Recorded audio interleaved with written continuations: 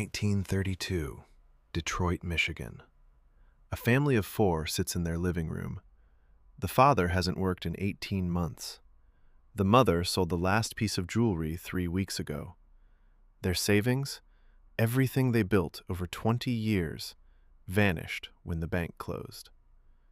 They're not starving yet, but they can see it coming. The landlord arrives tomorrow. Eviction notice. Final warning. And here's the thing that breaks you. The father is a skilled machinist. The factory down the street needs workers. The machines are ready. The orders are there. But the factory won't hire because customers aren't buying. Customers aren't buying because they don't have jobs. They don't have jobs because factories won't hire. Everyone is waiting for someone else to move first. And while they wait, this family loses their home. Not because of laziness, not because of incompetence, not because resources don't exist, but because everyone is paralyzed by the same fear. This is the moral question John Maynard Keynes couldn't ignore. When an entire system freezes, when everyone is waiting for someone else to act first, when doing nothing guarantees disaster, who has the moral obligation to move? This isn't about ideology.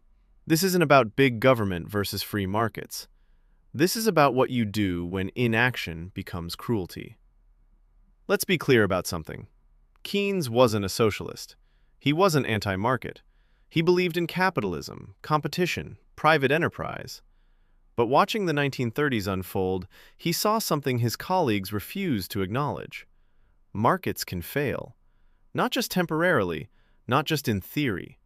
They can fail so catastrophically that waiting for them to self-correct becomes immoral. Think about that Detroit family again. Classical economists would say, the market will adjust. Wages will fall. Prices will drop. Eventually, equilibrium will restore. Just wait. But Keynes looked at that answer and asked, how long? How many families lose their homes while we wait? How many children go hungry while prices adjust?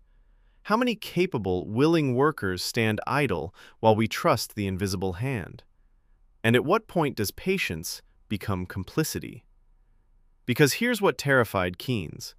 The longer a crisis goes on, the worse it gets. Not better, worse. That Detroit family? If they lose their home, they stop buying anything, which means the grocery store loses customers, which means the grocery store lays off workers, which means more families can't pay rent. One failure cascades into 10, 10 into 100, 100 into collapse. And waiting, trusting the system to eventually correct, doesn't stop the cascade. It accelerates it. Let me take you to Germany, 1930. 6 million unemployed. Families destroyed. Savings evaporated. Democracy crumbling under the weight of desperation.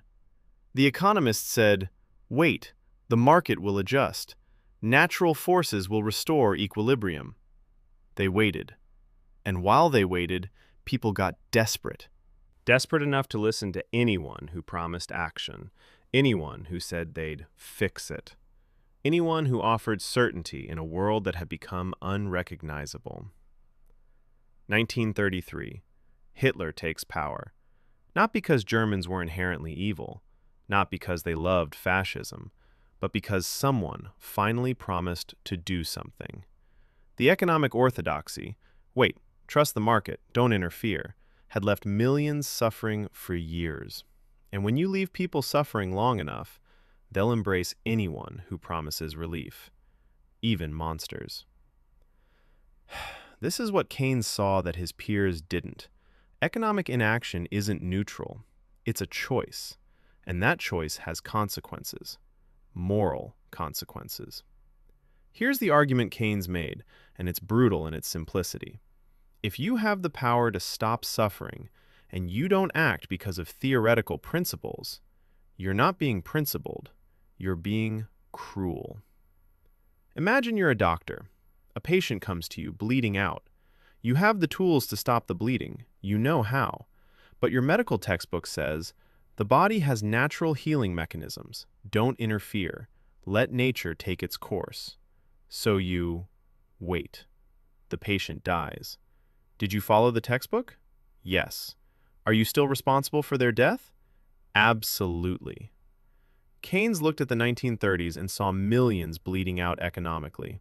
He saw governments standing by with the tools to help, and he saw them refusing because classical economic theory said, don't interfere. Markets self-correct. And he couldn't accept that anymore.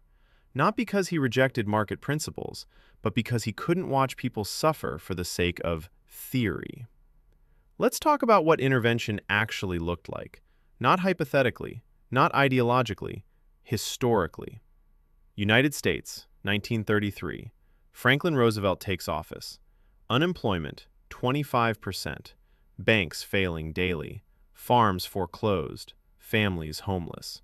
Roosevelt launches the New Deal. Government spending, public works, direct intervention. And the orthodox economists screamed. You're violating natural economic laws. You're creating unsustainable debt. The market must correct itself. But here's what happened. People got jobs. Families kept their homes. Infrastructure got built. Hope slowly returned. Was it perfect? No. Did it solve everything immediately? No. Did it create new problems? Absolutely. But here's the question Keynes would ask. Compared to what? Compared to waiting while millions suffered? Compared to letting democracy collapse under the weight of desperation? Compared to Germany's path, where inaction paved the way for fascism? The New Deal had flaws, real ones. We'll talk about those. But it stopped the cascade. It gave people a reason to believe tomorrow might exist. And sometimes, that's enough to restart a paralyzed system. Now here's where it gets uncomfortable. Intervention isn't always right. Keynes knew this. He wasn't advocating for permanent government control. He wasn't saying markets don't work. He was saying, in crisis, when the normal mechanisms have broken down, someone has to act. Not forever, not ideologically, as a last resort. Think of it like this. Your house is on fire. You call the fire department. They show up. They break down your door. They flood your house with water. They destroy your furniture, getting to the flames. Are you happy about the damage? No. Would you rather they didn't come? Absolutely not. Because the alternative, letting it burn, is worse. Keynes saw economic collapse the same way. Yes, intervention is messy. Yes, it creates problems. Yes, it violates principles of non-interference. But when the alternative is watching society burn, principles become excuses. Here's a case study that haunts me. Greece, 2010 to 2015. Economic crisis, debt spiral, unemployment skyrocketing. The European orthodoxy said, austerity, cut spending, let the market adjust. Greece followed the prescription, slashed budgets, reduced services, waited for adjustment. And what happened? Unemployment hit 27%, youth unemployment 60%, suicides spiked, healthcare collapsed, an entire generation lost. The market didn't adjust. It contracted. Because when you cut everything during a crisis, you don't restore confidence. You destroy it. People see their government abandoning them. They see services disappearing. They see no future. And they stop believing the system works. And when people stop believing, the crisis becomes permanent. Now, you might ask, but what about the debt? What about inflation? What about all the problems intervention creates? Valid questions. Crucial questions. And Keynes would say, yes, those are real costs. But here's the thing. Not acting also has costs. The question isn't, is intervention perfect? The question is, which costs are we willing to accept? The costs of action, debt, inflation risk, government overreach.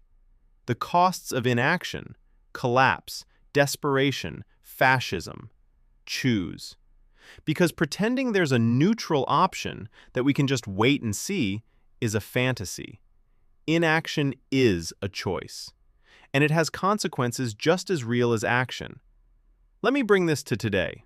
2008, financial crisis, banks failing, credit frozen, jobs disappearing. Governments face the same question Keynes wrestled with. Do we intervene? Bail out banks? Inject stimulus? Or do we let the market correct itself?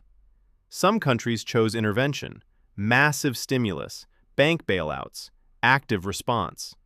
Others chose orthodoxy, austerity, patience, market discipline. And the results? Countries that acted recovered faster. Countries that waited suffered longer. Not perfectly, not without costs. But the speed of recovery wasn't theoretical. It was measurable, trackable, real. Families kept their homes or lost them. People kept their jobs or stood in unemployment lines. The difference between action and inaction wasn't academic. It was lived. And that's the moral weight Keynes carried. These aren't just numbers. These aren't just theories. These are people. Real families, real suffering, real consequences. And when you have the power to help, and you choose principle over people, you're not being principled. You're choosing theory over humanity. Here's what I want you to sit with. Imagine you're in charge. The economy is collapsing. Millions are suffering. You have two options. Option A, intervene. Spend money you don't have. Risk inflation. Risk debt. Risk creating long-term problems. But give people jobs today. Keep families in their homes today. Stop the cascade today. Option B, wait. Trust the market. Maintain fiscal discipline. Preserve orthodox principles. But watch families suffer. Watch unemployment rise. Watch desperation grow for months, maybe years. Which do you choose? And here's the harder question. If you choose option B, and people suffer, and democracy collapses, and desperation opens the door to authoritarianism, are you still blameless? Because you followed the textbook? Keynes didn't think so. He believed that when you have the power to act, and you choose not to, you bear responsibility for what happens next.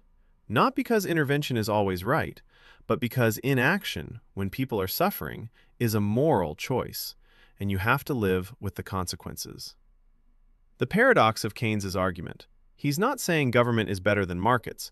He's saying that sometimes, in crisis, markets need a push. Not because they're broken forever, but because they're frozen by fear. And fear doesn't unfreeze itself. Someone has to move first. Someone has to take the risk of acting when everyone else is paralyzed. And if that someone is government, so be it. Not ideologically, not permanently, but as an act of last resort. Because the alternative, waiting for natural correction while people lose everything, isn't neutrality. It's abandonment. And Keynes couldn't live with that. 1946. Keynes dies. The war is over. The depression is over. The world is rebuilding. And the question he left behind is still here. When society is collapsing, when markets are frozen, when doing nothing guarantees disaster, who moves first? And at what cost? Because make no mistake, there is a cost to action and inaction. The question isn't whether intervention is perfect, it's whether we can accept the cost of doing nothing, while people suffer, while families lose homes, while capable workers stand idle, while fear compounds into desperation, while desperation opens the door to monsters. Keynes looked at that cost and said no, not because he loved government, but because he couldn't watch people burn for the sake of principle. The moral case for intervention isn't about economics, it's about humanity. And the question we're still asking, when you have the power to help and you don't, because theory says you shouldn't, are you principled or are you just cruel?